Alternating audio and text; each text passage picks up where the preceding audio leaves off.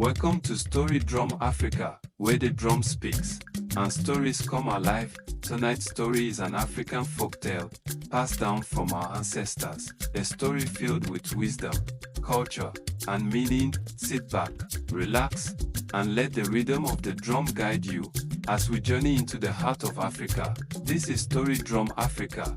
Let the story begin. Long time ago, before the sky became far and unreachable, Orun, sun, lived on the earth like a man. His wife, Osupa, moon, lived with him.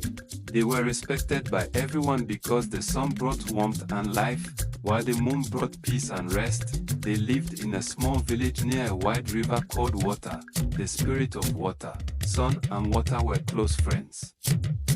Every morning, sun greeted water, and his light made the river shine. Water, in return, cooled the land so the heat would not be too much. One evening, water visited sun and said, "My friend, you and your wife live alone. Why don't you invite me and my family to visit your home one day?" Sun scratched his head and replied, "Water, my house is small. Your family is large."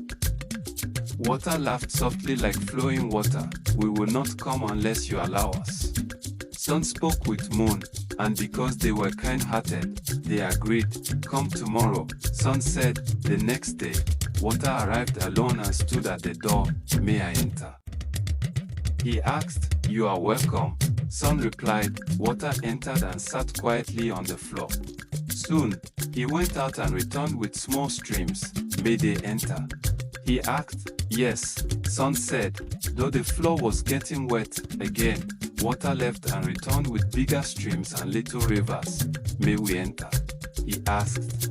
Moon looked around in silence as Water covered their mats and cooking pots. Still, Sun answered, "Yes." Each time Water returned, his people were more. Rivers turned into floods.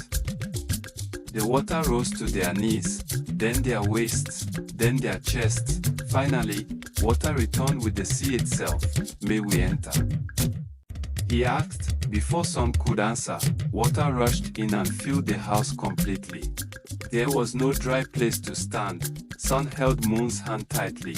"There is no space again," Moon whispered. With great effort, Sun began to rise.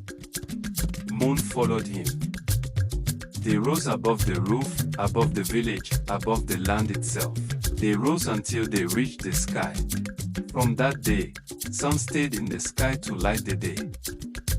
Moon stayed with him to guide the night. They could not return to Earth because Water and his people had taken over the land. That is why the sun shines from the sky by day, and the moon watches us by night. This reminds us that kindness is good, but wisdom is just as important. And that is why the sun and moon live in the sky. And that is the story for today. If this tale touched your heart or taught you something new, please like the video, share it with family and friends, and don't forget to subscribe to Story Drum Africa. More African folktales, legends, and bedtime stories are coming your way. Until next time, keep the drum beating and keep the stories alive. Good night.